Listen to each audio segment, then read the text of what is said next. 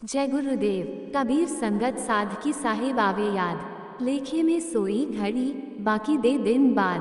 अर्थ, जब कभी सच्चे संत महापुरुषों से मिलाप होता है तब उनकी संगति में जाकर मालिक की याद आती है, भजन की शुरुआत होती है।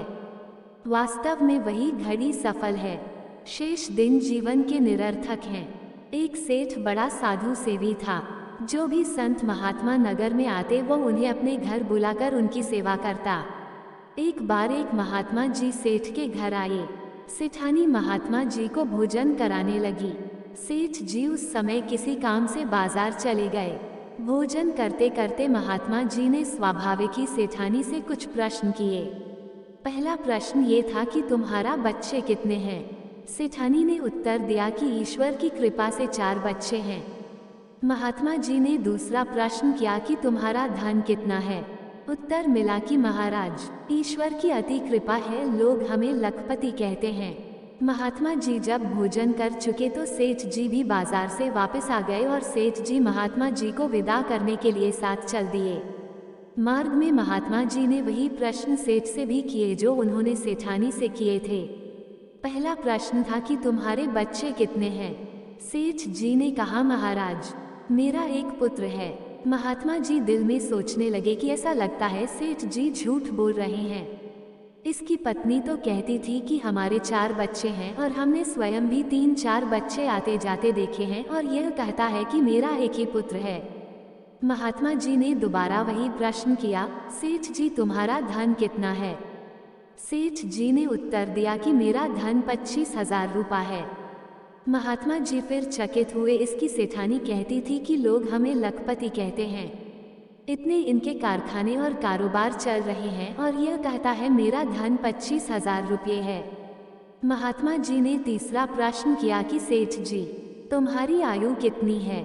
सेठ ने कहा, महाराज, मेरी आयु 40 वर्ष की है। महात्मा जी यह उत्तर सुनकर हैरान हुए। सफ़ेद इसके बाल हैं, देखने में ये 70-75 वर्ष का वृद्ध प्रतीत होता है, और यह अपनी आयु 40 वर्ष बताता है। सोचने लगे कि सेठ अपने बच्चों और धन को छुपाए परंतु आयु को कैसे छुपा सकता है। महात्मा जी रह न सके और बोले, सेठ जी, ऐसा लगता है कि तुम झूठ बोल रहे हो। सेठ जी ने हाथ जोड़कर विनय की, महाराज, झूठ बोलना तो वैसे ही पाप है, और विशेषकर संतों के साथ झूठ बोलना और भी बड़ा पाप है। आपका पहला प्रश्न मेरे बच्चों के विषय में था। वस्तुतः मेरे 4 पुत्र हैं, किंतु मेरा आज्ञाकारी पुत्र एक ही है। मैं उसी एक को ही अपना पुत्र मानता हूँ। जो मेरी आज्ञा में नहीं रहते वे मेरे पुत्र कैसे। दूसरा प्रश्न आपका मेरा धन के विषय में था।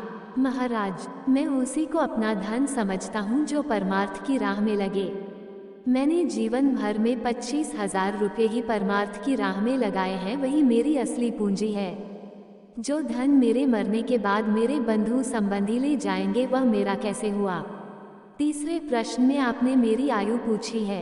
40 वर्ष पूर्व मेरा मिलाप एक आप जैसे साधु जी से हुआ था। उनकी चरण शरण ग्रहण करके मैं तब से भजन अभ्यास और साधु सेवा कर रहा हूँ। इसलिए मैं इसी 40 वर्ष की अवधि को ही अपनी आयु समझता हूँ। जय गुरुदेव शब्द की अनहद धुन घट में हरदम हो रही, क्यों सुने न बानी शब्द की। तू बैठ अकेला ध्यान धर, तो मिले निशानी शब्द की। हमारे अंदर परमात्मा का शब्द चल रहा है। जब हम भजन पर बैठते हैं धीरे धीरे हमारा मन टिकने लगता है और हमारी आत्मा सिमरन के द्वारा रूहानियत मंडलों में बढ़ने लगती है। हमें अनहद शब्द तक पहुंचने के लिए काम क्रोध लोभ मोह अहंकार को छोड़ना पड़ेगा और हर रोज भजन सिमरन में लगन लगानी पड़ेगी। जब तक हमारी आत्मा शब्द तक नहीं पहुंचती तब तक हम काल के दायरे से निकल नहीं सकते। अनहद शब्द हमें पारब्रह्म में सुनाई देगा, फिर हमारी आत्मा 84 लाख योनियों से मुक्त हो जाती है और अपने निजधाम सचखंड पहुंच जाती है। मनुष्य जन्म का मकसद आत्मा का मिलन परमात्मा में पूरा हो जाता है। समय रहते भजन सिमरन जरूर करें।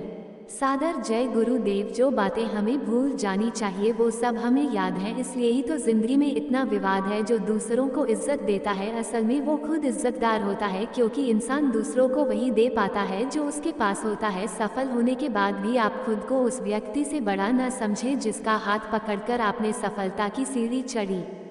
है। शब्दों का और सोच का ही अहम किरदार होता है। दूरियां बांधने में कभी हम समझ नहीं पाते हैं और कभी समझा नहीं पाते हैं। भगवान कभी दुख नहीं देते, वो चंदन के पेड़ की तरह है। चंदन का वृक्ष बिना किसी कटुता के अपनी सुगंध खुद को गिराने वाले कुल्हाड़ी को भी दे देता है। देवत्व उसी तरह प्रतिक्रिया करता है। कुछ लोग अपनी अज्ञानता, अहंकार और मूर्खता से अंधे होकर भगवान के बारे में हर तरह की बातें कह सकते हैं। वे इससे कल्पना भी कर सकते हैं कि उन्होंने परमेश्वर पर आक्रमण किया है, लेकिन भगवान पूरी तरह से अप्रभावित रहते हैं। ऐसे बुरे और बुरे विचारों वाले व्यक्तियों को भी वह अपना आशीर्वाद और आशीर्वाद प्रदान करते हैं। सादर जय गुरुदेव।